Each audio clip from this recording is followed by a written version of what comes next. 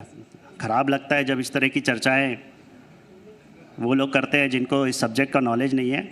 इस जी टीवी के माध्यम से आज मुझे बहुत अच्छा अवसर मिला है, इसको मैं एविडेंस बेस्ड बात करना चाहूँगा। आप मेरे सवाल से तो नाराज़ नहीं हैं? नहीं, मैं किसी से नाराज़ नहीं हूँ। मेन नॉलेज की कमी होती है बेसिकली।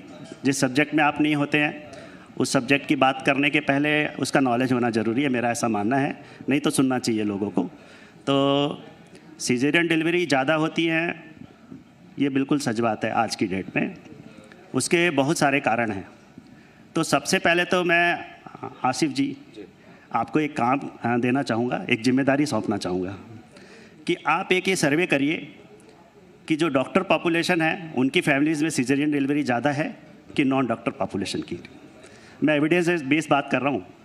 मेरे हॉस्पिटल में 30 डॉक्टर्स हैं या मेल फीमेल, तो उनमें से 80 से 90% लोगों की वाइफ की या खुद जो डॉक्टर है उनकी सीजरियन डिलीवरी हुई है।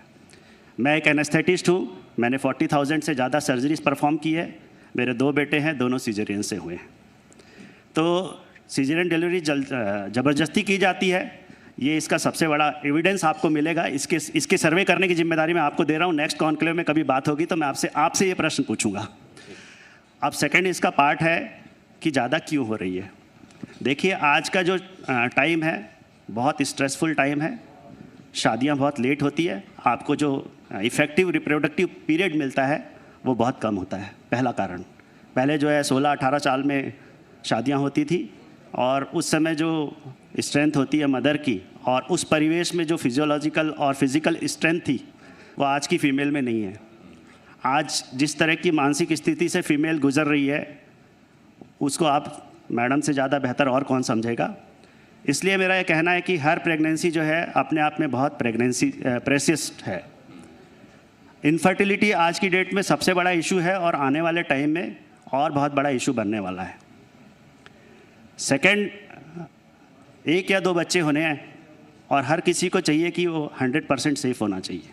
अगर हम प्राइवेट इंस्टीट्यूट में किसी मदर को डिलीवरी के लिए एडमिट करते हैं और 100 में से 1 को भी वेट करने के कारण अगर बच्चे को कोई प्रॉब्लम हो जाती है या और मदर को कोई प्रॉब्लम हो जाती है तो वो माफ़ी योग्य नहीं होता है, कोई हमको माफ़ नहीं करता है।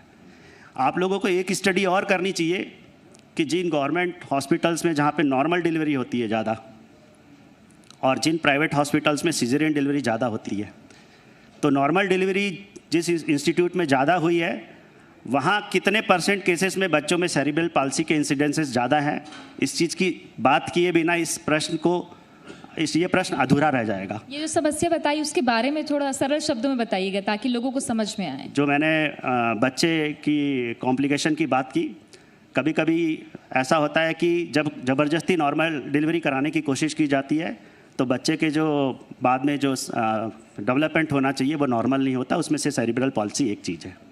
तो जब हम कंपैरिजन करते हैं कि यहाँ नॉर्मल डिलीवरी ज़्यादा है और यहाँ पे सीजरियन डिलीवरी ज़्यादा है, तो एक कंपैरिजन ये भी होना चाहिए कि उनमें जो बच्चे पैदा हुए उन इंस्टीट्यूट में और बाकी इंस्टीट्यूट में किस में इस तरह के कॉम्प्लिकेशंस की रेट ज़्यादा है। तो इस प्रश्न के उत्तर के बिना संभव नहीं है। तीसरा एक और रीज़न मैं बता रहा हूँ कि जो गवर्नमेंट हॉस्पिटल में जाता है वो लो सोशियो इकोनॉमिक ग्रुप का पेशेंट होता है, जिसकी लाइफ स्टाइल ऐसी होती है कि उसकी फ़िज़िकल स्ट्रेंथ ज़्यादा होती है। आप और हम घर में पोछा नहीं लगाते हैं। हमारी जो फीमेल्स हैं, हमारी जो मदर है, हमारी जो वाइफ है, वो घर में पोछा लगा के उस तरह की फ़िज़िकल एक्टिविटी नहीं करती है कि जो एक गांव की महिला करती है। एक गांव की महिला का पेट देखिए, उसकी एब्डोमिनल मसल और पेरिनेल मसल की स्ट्रेंथ देखिए आप। तो ये तीसरा सबसे बड़ा कारण है कि हमारे पास जो पेशेंट आते हैं वो हाई सोशियो इकोनॉमिक ग्रुप के आते हैं और उनमें किसी भी तरीके का बच्चे में कॉम्प्लिकेशन एक्सपेक्ट नहीं कर सकते। चौथा, जो प्राइवेट हॉस्पिटल्स है, बड़े हॉस्पिटल्स है, मल्टी स्पेशलिटी हॉस्पिटल है, वहाँ पे कॉम्प्लिकेटेड केस बहुत आते हैं। गवर्नमेंट हॉस्पिटल हो या छोटे हॉस्पिटल हो, वहाँ पे जो नॉर्मल केसेस है वो ज़्यादा आते हैं। तो एक चौथा कारण ये है। तो डेफिनेटली सीजरियन डिलीवरी का रेट बढ़ा है, लेकिन उसके पीछे अपने कारण हैं, उसको समझने की आवश्यकता है। और जहाँ तक पैसे की बात आपने की, तो हम ऐसा भी कर सकते हैं कि नॉर्मल डिलीवरी के चार्जेस जो है हम सीजरियन डिलीवरी से ज़्यादा रख सकते हैं। ऐसा कई जगह हो रहा है, लेकिन ये मेरे को कहना है, मुझे लगता है कि ये सोचना सही नहीं है। ठीक बात है। और देखिए, ये एक बहुत बहुत गहरी बात डॉक्टर गोयल ने बताई है। कई सवाल आपके मन में भी होंगे नॉर्मल डिलीवरी और सिजेरियन डिलीवरीज को लेकर, और उसको लेकर आज बहुत सी स्थितियाँ डॉक्टर गोयल ने साफ की हैं।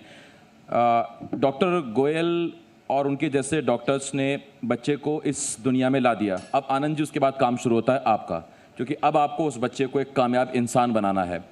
तो बच्चा छोटा सा है, वो बेसिक शिक्षा लेने आया है या हायर एजुकेशन लेने आया है, उसका भविष्य, उसकी सोच, उसकी मानसिकता और उसके विचार वो गुरुजन निर्धारित करते हैं। तो कैसे उस बच्चे का एक पूरा ओवरऑल डेवलपमेंट हो, ISBM में आप उसका ख्याल कैसे रखते हैं?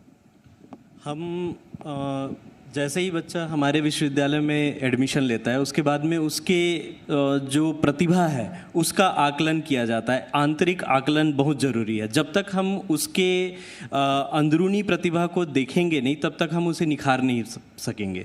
तो पहले तो हम उसके जो स्किल्स हैं उसको देखते हैं कि वो किस क्षेत्र में जाना चाहता है।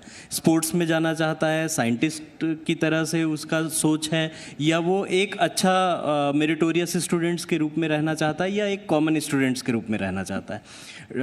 जो करिकुलर वो है स्किल्स हैं, करिकुलर एक्टिविटीज़ हैं, उस पे हम फोकस करते हैं। डांस, ड्रामा, ये जितने भी इवेंट्स होते हैं, उन सभी इवेंट्स में हम उनको एक प्लेटफॉर्म देते हैं, उपलब्ध कराते हैं, जिस प्लेटफॉर्म पे वो अपना कला का प्रदर्शन कर सकते हैं। जैसे ही हमें ये पता चलता है कि इनके अंदर में ये कला छुपी हुई है, हम उसे निखारने के लिए जो भी यथासंभव मदद हो सकता है हम उसको करते हैं। एक सवाल मुझे आनंद जी आपसे पूछना है। देखिए, हमने कहानियों में, किस्सों में, किताबों में पढ़ा है कि दशरथ मांझी ही पहाड़ खोद पाए, बिरसा मुंडा ही अंग्रेज़ों के खिलाफ आवाज़ उठा पाए, या समाज में जो कुरीतियाँ उनके खिलाफ आवाज़ उठाए। मैं भिलाई की बात कर रहा हूँ। कौशल यादव को हम भूल नहीं सकते, और जो दुर्ग का है, भिलाई का, वो जानता है कि कौशल यादव कौन है और उन्होंने कैसे पाकिस्तानियों को मुंह तोड़ जवाब दिया। वो बहादुरी के प्रतीक हैं। अभी 25 जुलाई को ही पुण्यतिथि थी उनकी। तो ये गरियाबंद में जब आप इंस्टीट्यूट चला रहे हैं सर, तो वहाँ शैक्षणिक योग्यता कितनी है उस पर तो मैं बात करूंगा, लेकिन चूंकि शारीरिक क्षमता बहुत है, जितना जो ज़्यादा मुश्किल में रहेगा, आदिवासी अंचल का व्यक्ति होगा, तो शारीरिक क्षमता में तो कोई कमी नहीं। बौद्धिक क्षमता उसको कितनी मदद करती है शारीरिक क्षमता के साथ एक उत्कृष्ट विद्यार्थी बनने में, उसको आप कैसे देखते हैं? जितने हम बड़े शहरों की बात करें, तो बड़े शहरों में हमें उसी लेयर के बच्चे मिलते हैं जिनमें बौद्धिक क्षमता तो होगी, लेकिन शारीरिक क्षमता उस लेवल की नहीं होती जो कि एक ग्रामीण इलाके के बच्चों में या एक अनडेवलप्ड एरिया के बच्चों में मिलता है। निश्चित तौर पे जो ऐसे वनांचल वाले जगह हैं, वहाँ बच्चों में शारीरिक क्षमता पुरजोर मिलेगा और बौद्धिक क्षमता भी आपको समकक्ष मिलेगा। तो वहाँ के बच्चे किसी भी दृष्टि से बड़े शहरों के बच्चों से ज़्यादा ही मिलते हैं हमें, उनसे किसी भी दृष्टि से कम उनका आकलन नहीं होता। और वो जो बच्चे होते हैं वो जंगलों के बीच में होते हैं, प्रकृति को बहुत करीब से देख रहे होते हैं। अलग एक खासियत भी होती है, ये तुलनात्मक नहीं है, लेकिन वाकई में आदिवासी अंचल के बच्चों में अलग प्रतिभा होती है। डॉक्टर संजय गोयल, मैं ये समझना चाहूँगी, NABH एक्रेडिटेशन ये क्या है और इसका नेतृत्व स्पर्श टीम ने किया, क्या आखिर इसके पीछे की परिकल्पना थी? NABH national board of accreditation for hospital and health care, जिस तरह से आपका ISO सर्टिफिकेशन होता है या दूसरे फील्ड में क्वालिटी के लिए मानक होते हैं, तो एक हाँ, जैसा शिक्षा में NAC होता है, इसी तरह से हॉस्पिटल सेक्टर्स में एक संस्था है जिसके अपने कुछ प्रोटोकॉल्स होते हैं और मिनिमम क्राइटेरियाज होते हैं, वो फुलफ़िल करने होते हैं। चाहे स्टाफ की बात हो, चाहे दवाइयों की बात हो, चाहे मशीनों की बात हो, चाहे इंफ्रास्ट्रक्चर की बात हो, चाहे सर्विसेज की बात हो। जब पेशेंट हॉस्पिटल में एंटर करता है और जब एग्ज़िट करता है, तो उसको एक प्रोटोकॉल के तहत ही हमको ट्रीटमेंट करना होता है। वो वेल डिफाइंड होता है, SOPs बनते हैं उसके, और उसके लिए जो व्यक्ति नामित होगा वही उस सेवा को दे सकता है। ये NABH के द्वारा इंश्योर किया जाता है। टोटल मिला के NABH सर्टिफिकेटेड जो हॉस्पिटल्स हैं, वहाँ पे जो क्वालिटी केयर रहती है पेशेंट्स की और सेफ्टी जो है उसको एंश्योर किया जाता है। और मुझे बहुत गर्व के साथ कहने में खुशी हो रही है कि अभी अभी हमारे हॉस्पिटल को एक NABH एक्रीडिटेशन मिला है और उसमें मेरी महत्वपूर्ण भूमिका रही है और मेरी टीम की बहुत महत्वपूर्ण भूमिका रही है।